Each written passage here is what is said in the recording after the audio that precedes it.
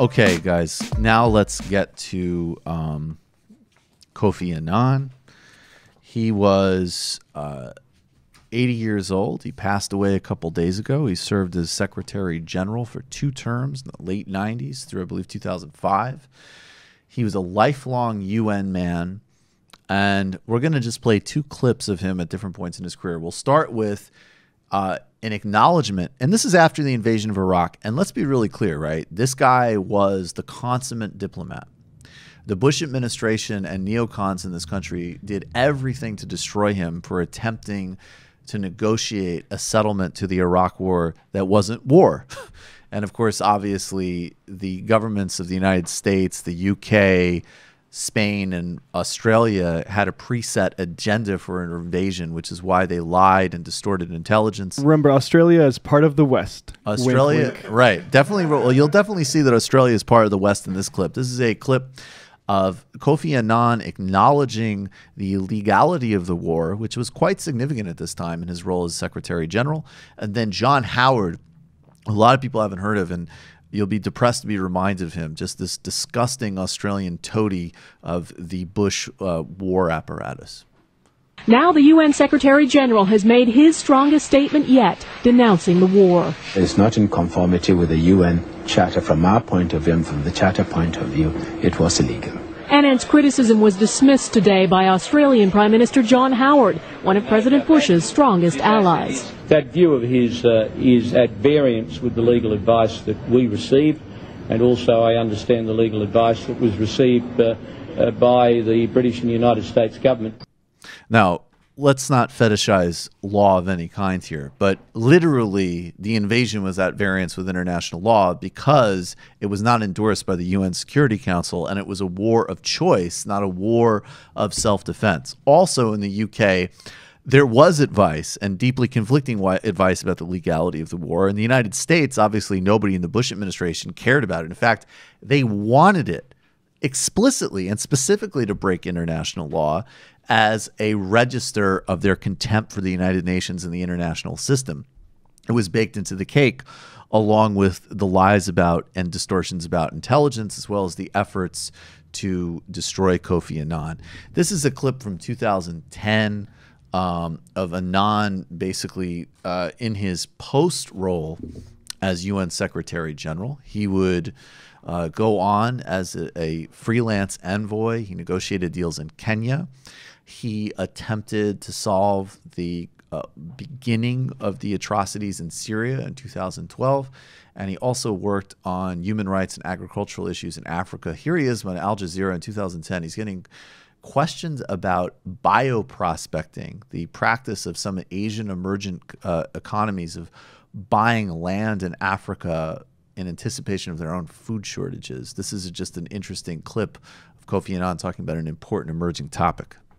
On the specific question you've raised about buying African land to assure food security of another country, it's a policy that is not a viable model. It's not a viable model, and it's an issue that has brought together World Bank, African Union, the Food and Agriculture Organization to try and come up with a policy about land use. And I don't think it is viable for countries to go to another country and buy large tracts of land to produce for their own population. Have you made that point to the countries involved, and how they receive it? I have made it publicly and clearly, and also, and it's even not in their interest.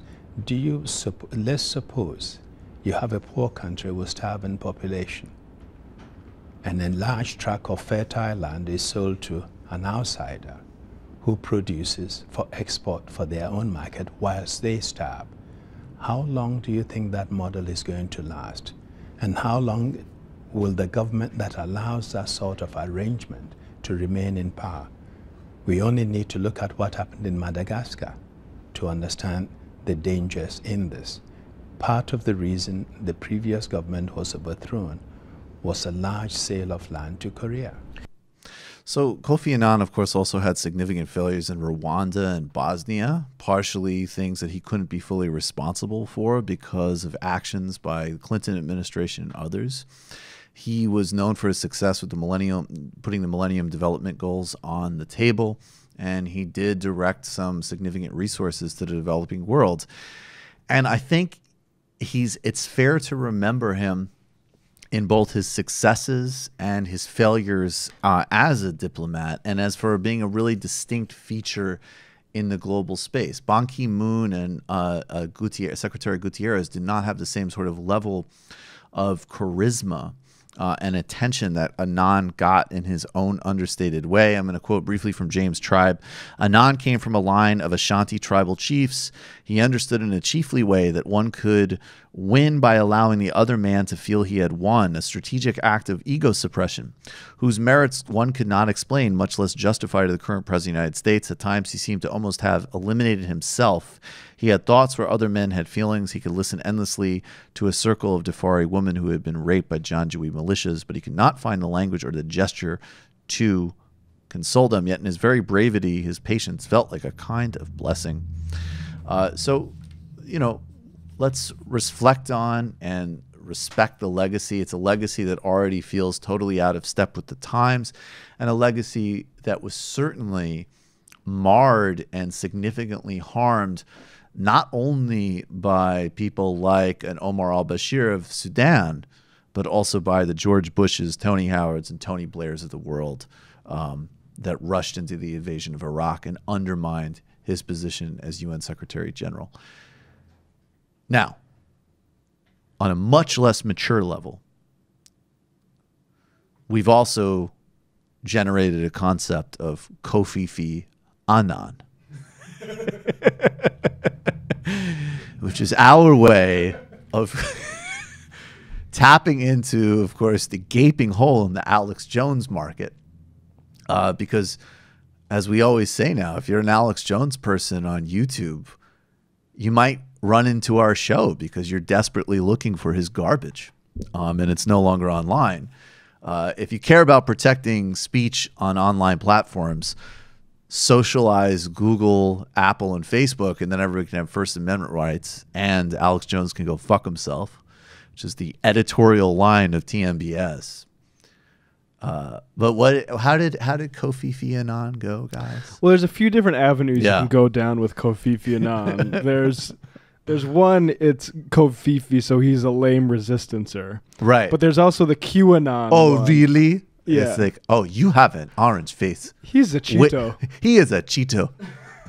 President Cheetah face. He should find John Brennan has more patriotism in his pinky than you in your body. Shake my hands. Look how small yours are.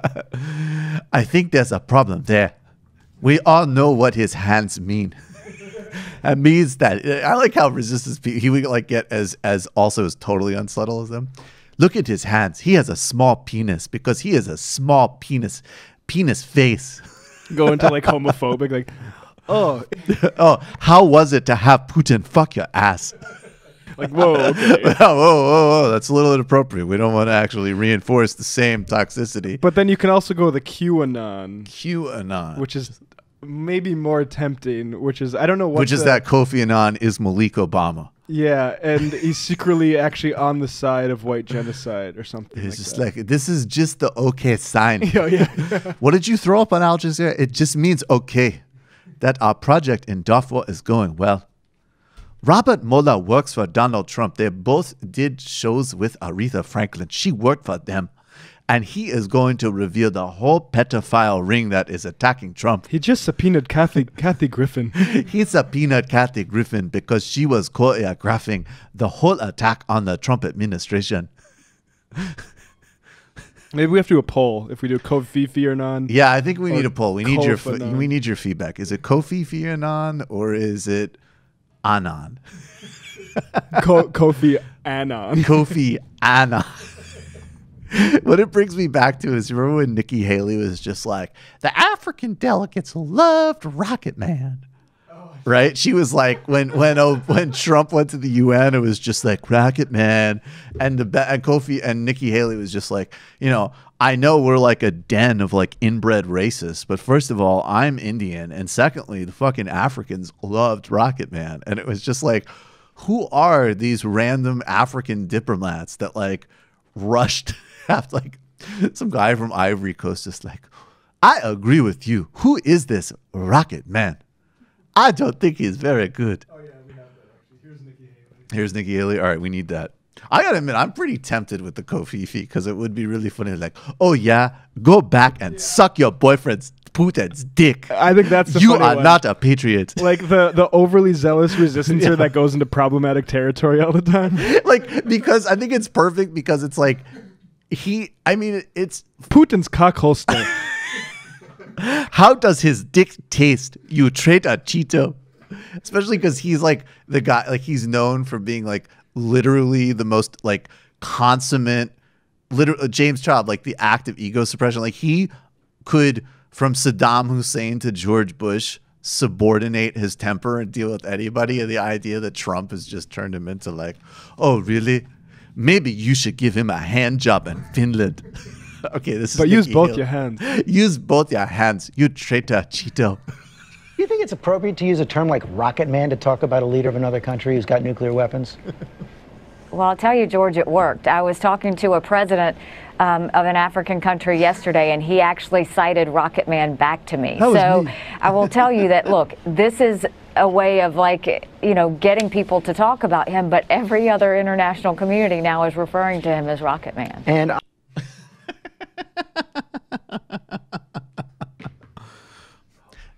Kofi Annan, like, again, one of the most like pure diplomat. All of a sudden, he's just like, no president has met without preconditions. Why is Cheeto taking this meeting? Maybe because after he has blown Putin, he has told him #resistance. Just super skeptical of the Korean stuff. You're being fooled. You are being fooled. What is the point of the meeting? Cheeto will lose again, and then we will have war. None of this is enforceable at all. Yeah. That was useless. These are empty words. I have always said talking is the most important thing, but maybe first Cheeto will get Putin's dick out of his mouth. I don't know. I'm leading. We're not going to do a poll. I think it's Kofi Annan. Kofi is definitely the character. Okay.